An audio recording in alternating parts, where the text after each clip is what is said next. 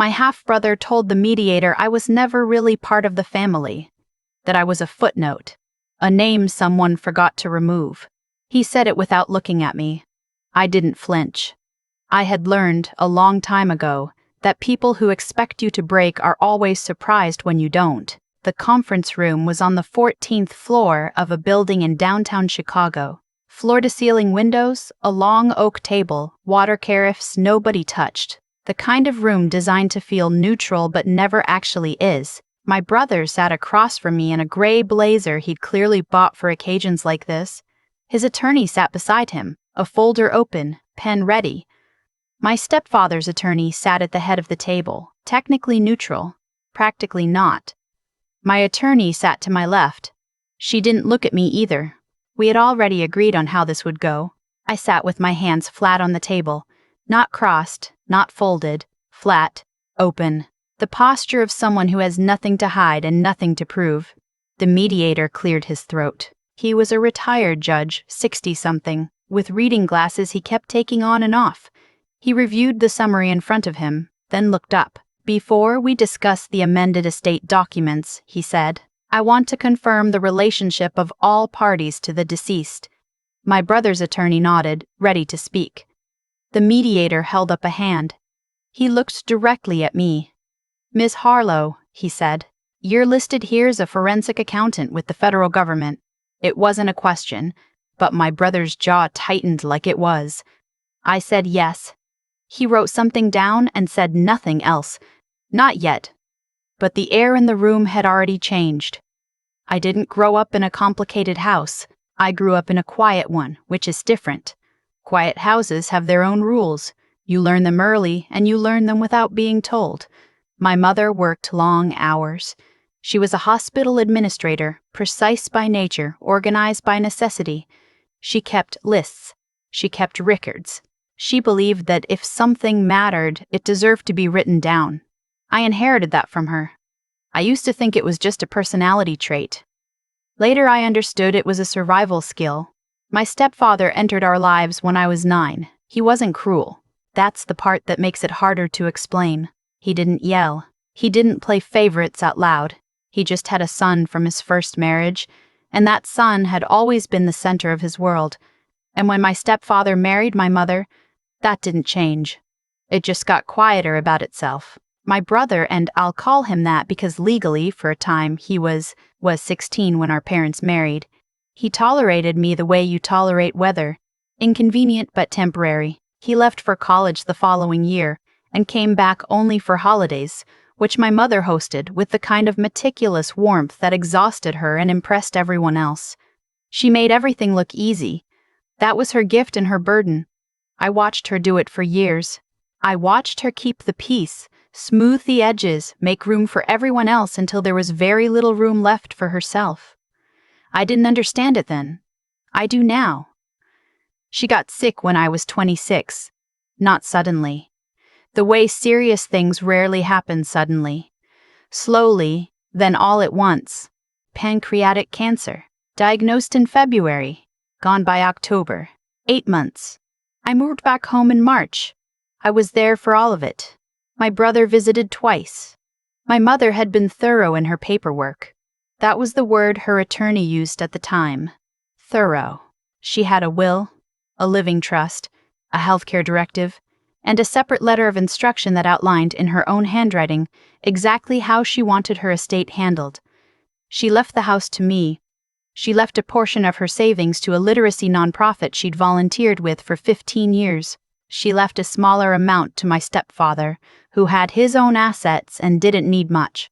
She left my brother a specific item, my stepfather's grandfather's watch, which he'd asked for once at a dinner years ago, and my mother had quietly noted. It was careful. It was considered. It was her. My stepfather didn't contest it. Not at first. He was grieving. I understood that. I gave him space. I kept my distance, took an apartment 20 minutes away, let the estate process move at its own pace. I checked in with the attorney monthly. I signed what needed to be signed. I stayed steady. What I didn't know, what I had no way of knowing, was that 6 weeks after my mother died, my brother flew in from Phoenix took my stepfather to dinner, and came back with a new attorney. I found out the way you always find out about these things. Late. Through paperwork. A revised petition filed with the probate court, citing a document I had never seen, dated 3 weeks before my mother died. A codicil, they called it. A handwritten amendment to the trust. It removed the house from my inheritance. It redirected the savings. It included language describing me as having assumed an adversarial position within the family unit, a phrase my mother had never used in her life, about anyone. I read it standing in my kitchen at 7 in the morning, still in yesterday's clothes. I read it again. Then I put the coffee on and called my attorney. "Tell me exactly what you want out of this," she said when we met. She was direct. I appreciated that. Most people soften the question, dress it up in legal language. She just asked it plain. "I want to know if that document is real," I said. "And if it isn't, I want the record corrected." She studied me. "Not compensation?" "Compensation follows accuracy," I said. "First, I need to know what's true." She nodded once, slowly. "That kind of answer," she said, "tells me a lot about how you think." We spent the next 3 weeks building a timeline. I was good at timelines. I'd spent 6 years as a forensic accountant for the federal government, auditing financial disclosures, tracing irregularities to layers of documentation. I understood how records worked. I understood, more importantly, how records got changed. The codicil had been notarized. That was the first thing my brother's attorney would point to. But notarization confirms identity, not intent. It confirms that the person who signed the document was who they said they were. It does not confirm that they understood what they were signing. And my mother, in the final weeks of her life, had been on a medication regimen that her own oncologist had documented as significantly affecting cognition. I had those records. I also had something else. 3 days before the codicil was supposedly signed, my mother had dictated a voice memo on her phone. She did this sometimes, notes to herself, reminders, observations she didn't want to forget. The recording was 47 seconds long. She talked about the house. She talked about wanting me to have it because, she said, "You're the one who stayed. You're the one who showed up. That's what homes are for." She sounded tired. She sounded like herself. My attorney listened to it twice. Then she sat back in her chair and said, "We have a case." The mediation had been my brother's attorney's suggestion, a way to resolve things privately, he'd said. Out of court, out of public record. I understood the translation, a way to make this disappear before anyone looked too closely. I agreed to mediation because I wanted to see my brother's face when he realized I had done my homework. The mediator, that first session, walked us through the basics. The estate, the competing documents, the timeline. My brother's attorney spoke first, explaining that the codicil represented my stepfather's true intentions, that my mother had been in agreement that the original trust had been a product of a period of stress and incomplete communication. I watched my brother while his attorney spoke. He looked confident, not smug. Confident. The kind of confidence that comes from believing the other person doesn't have the resources to fight back. That, too, I had learned to recognize. When my attorney rose, she didn't raise her voice. She asked to submit 3 documents for the mediator's review. He agreed.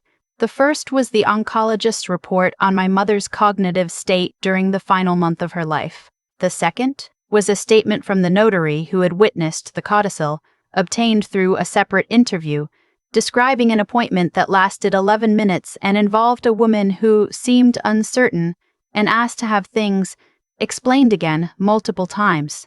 The third was a transcript of the voice memo. The mediator read all 3 carefully. My brother's attorney whispered something to him. My brother leaned back in his chair and crossed his arms. The mediator looked up. He looked at my brother's attorney. "Counsel," he said, his voice even, "has your client reviewed these materials? We're prepared to address." "That's not what I asked," the mediator said. "I asked if he's reviewed them." A pause. My brother uncrossed his arms. The recess lasted 25 minutes. I stood by the window and looked out at the city. A gray afternoon, clouds low, the kind of light that made everything look honest. My attorney stood beside me. "They're recalibrating," she said. "I know." She glanced at me sideways. "You're very calm." "I've been preparing for this for 4 months," I said. "There's nothing to be anxious about anymore." She smiled, a small one. "Most clients don't think that way." "Most clients haven't spent 6 years tracking financial fraud," I said. When we returned to the table, my brother's attorney had a new posture, less settled. His folder was open to a different page. He made an offer. A partial settlement. I would receive a portion of the liquid assets, but not the house. He framed it as a practical compromise. I let him finish. Then I looked at the mediator. "I'm not here to negotiate around the truth," I said. "Either the codicil is valid or it isn't. If it's valid, I have nothing. If it isn't, the original trust stands. Those are the only 2 outcomes I'm interested in." My brother finally spoke. He'd been quiet for over an hour. "You're really going to blow up the family over a house?" he said. I looked at him directly. Something I hadn't done yet that day. "This stopped being about a house the moment someone put words in my mother's mouth," I said. He didn't answer. He looked away first. We moved to formal probate proceedings when mediation failed. My brother's attorney filed a counter motion claiming the original trust had been under duress. A new argument, one that hadn't appeared in any prior documentation. My attorney flagged it immediately. New arguments introduced after initial filings almost always signal a weakening position. They had run out of the first story and were trying a second one. I kept building my file. The notary's statement had been useful, but I wanted more. I filed a formal records request for the attorney who had drafted the codicil, a different firm than the one my mother had used for the original trust. I cross-referenced billing dates. I found that the initial consultation had occurred the same week my brother arrived in Chicago, 4 days after he'd had dinner with my stepfather. I found that my stepfather, in a deposition taken for an unrelated matter 3 years earlier, had stated clearly that the house belonged to my wife and, after her, to her daughter. That was always the plan. I found that the codicil had been drafted, notarized, and filed in a 9-day window during which my mother had 2 documented hospitalizations. None of this was dramatic. None of it was a smoking gun. It was just pattern after pattern after pattern, and patterns, in my experience, don't lie. My attorney presented the timeline at the first formal hearing. 12 pages, organized chronologically.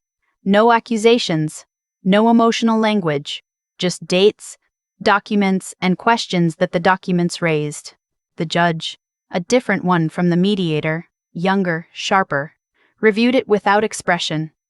When she looked up, she directed her question to my brother's attorney. "Can you explain the 9-day timeline between initial consultation and filing?" He offered a response about efficiency and client urgency. She looked at him for a long moment. "I'll need the drafting attorney's notes from that period," she said. "Full discovery.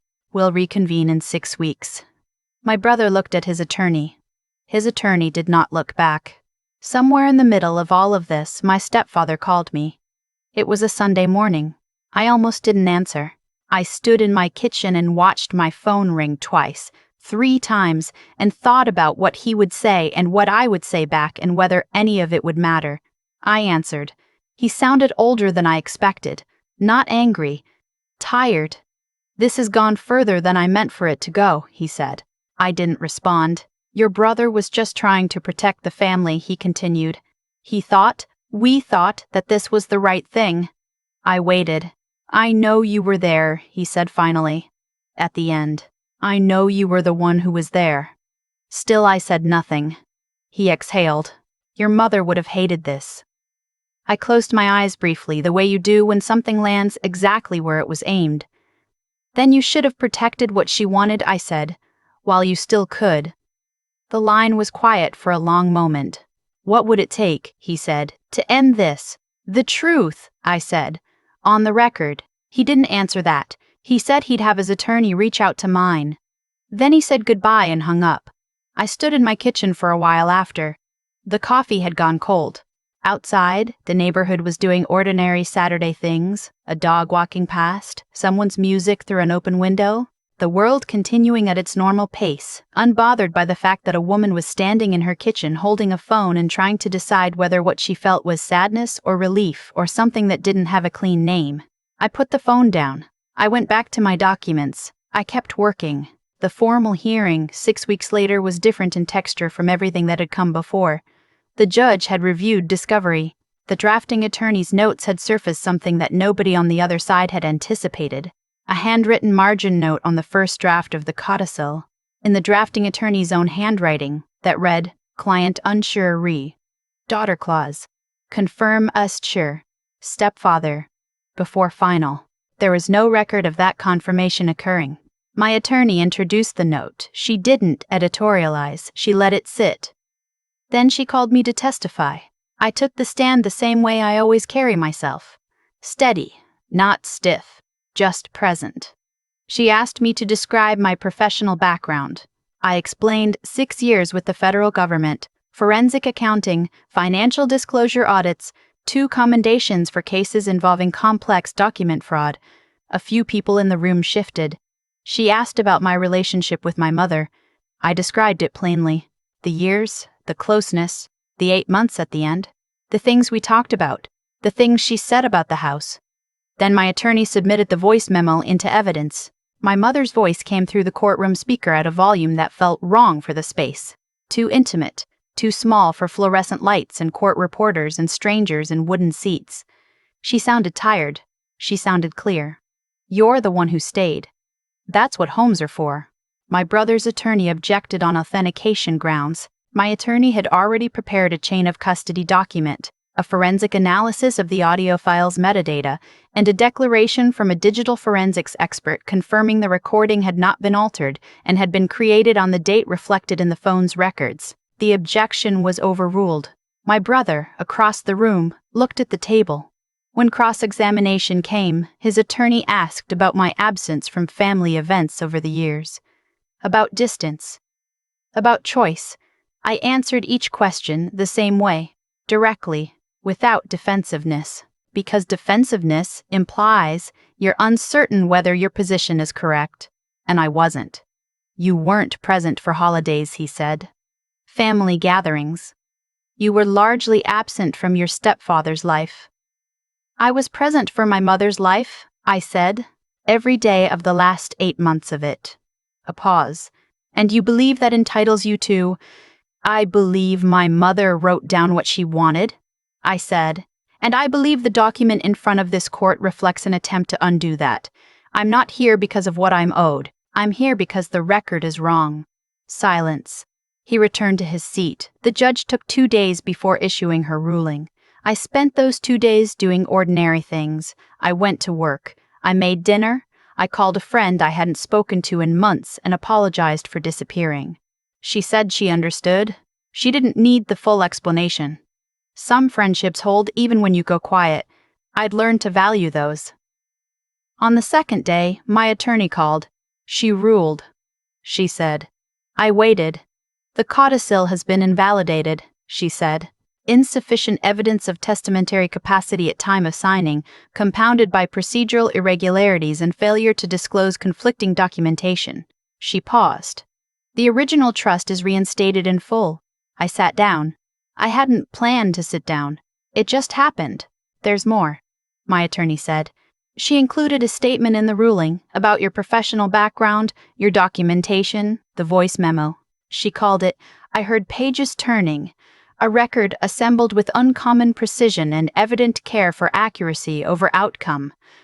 I didn't speak for a moment. "You okay?" my attorney asked.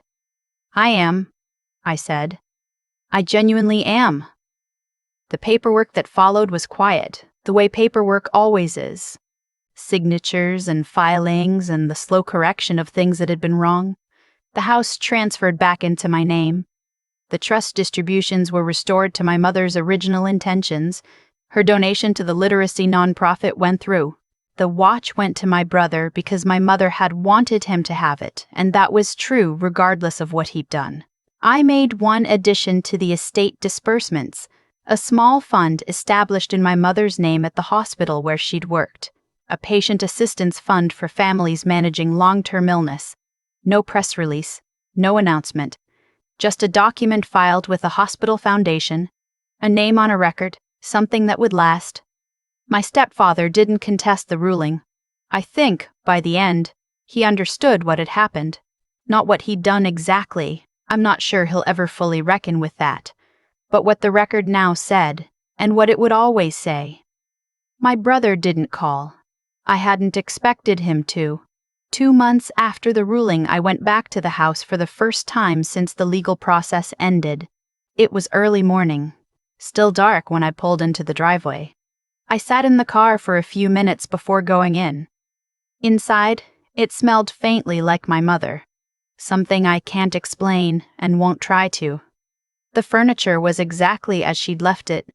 My stepfather had moved out quietly the previous month, taken what was his, left the rest. The kitchen table still had the same chairs. Her handwriting was still on the grocery list pad stuck to the refrigerator. Oat milk. Dog food. Call insurance. She had not had a dog. She had been planning to get one. I stood in the kitchen for a long time. I thought about the voice memo. About how she'd spoken so carefully, even when she was tired, even when the words cost her something. You're the one who stayed. I thought about what it took to do that. To be that precise, that deliberate, when you're running out of time. She had known, I think, that it might be necessary. That someone might try to tell a different version of the story.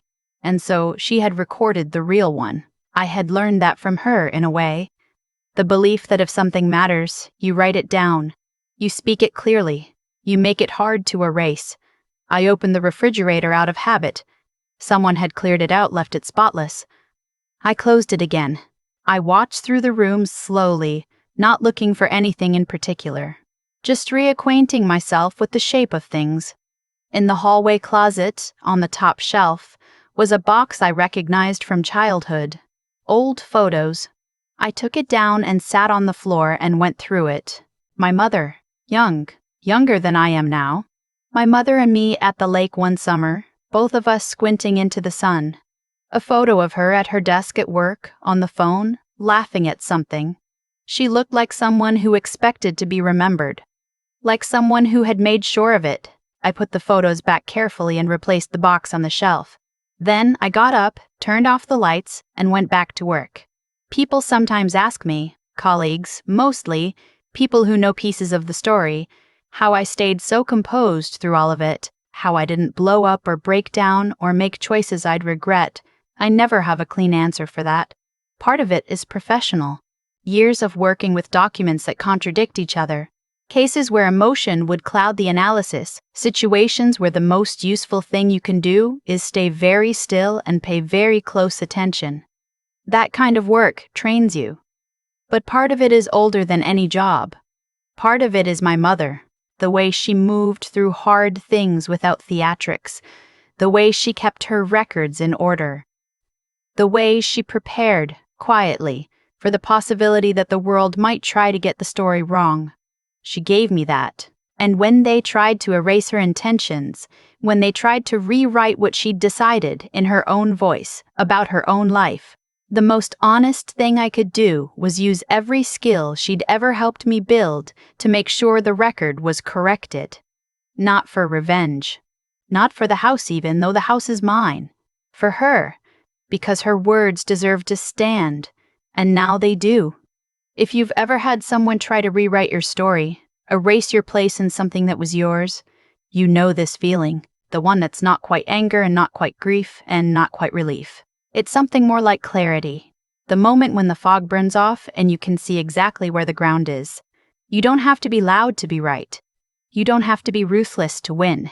You just have to be more careful than the people who are trying to undo you. Document everything. Trust the process. Let the record speak, because eventually it always does. If this story meant something to you, leave a comment. I read every one. And if you know someone who's been written out of something that should have included them, share this with them. Sometimes just knowing that someone else stayed steady through it is enough to help you do the same. I've thought a lot about what actually happened in that courtroom, and in the months before it. Not the legal part, the human part. My brother didn't do what he did because he was evil. I want to be honest about that, because it would be easier if he were. He did it because he believed he could. He looked at me and saw someone who had stepped back from the family, who had built a life far from the noise, who didn't call on holidays or show up for dinners. And he calculated, probably without even fully realizing he was calculating, that absence makes a person easier to move around on paper. That's not malice. That's something older and more ordinary. It's the assumption that quiet people don't push back, that people who don't make scenes don't make cases, that if you've already accepted being overlooked, you'll accept being erased. He was wrong about me. But I understand why he thought he was right. What I keep coming back to is my mother. The fact that she knew, not that she predicted exactly what would happen. I don't think she was that specific about it. But she understood, in the way careful people understand things, that good intentions don't protect themselves. That love isn't enough if it isn't documented. That the people who want to rewrite history always count on the original record being soft. So she made the record hard. She wrote things down. She recorded her own voice saying what she wanted, clearly, while she still could. She filed a letter with the county office that no one could claim they'd never seen. She didn't do it out of suspicion or bitterness. She did it the way she did everything, methodically, quietly, because she believed that if something mattered, it deserved to exist somewhere beyond memory. I learned my profession from a different place than I learned that lesson. But they come from the same root. The belief that accuracy is an act of respect, that getting the record right, even when it's hard, even when people would prefer the convenient version, is one of the most honest things you can do. What happened to me wasn't unique. People get written out of things all the time. Wills get amended in quiet offices. Names disappear from documents in the weeks when someone can no longer speak for themselves. It happens slowly, politely, with language that sounds reasonable and intentions that get harder to question once the person who could question them is gone. The only thing that stopped it in my case was preparation, not anger. Not confrontation, just the slow, unglamorous work of understanding what the record said, what it should have said, and what evidence existed to show the difference. I'm not telling you to distrust the people you love. I'm telling you to respect the things they write down, to take seriously the documents that carry their intentions, to understand that the paper trail isn't cold or clinical. It's the closest thing to someone's voice that survives them. My mother's voice came through a courtroom speaker and it changed everything, not because it was dramatic, because it was true, and because she had made sure it couldn't be erased. That's the thing about doing the right thing carefully and consistently. It doesn't always show up in time to protect you, but it leaves something behind that does.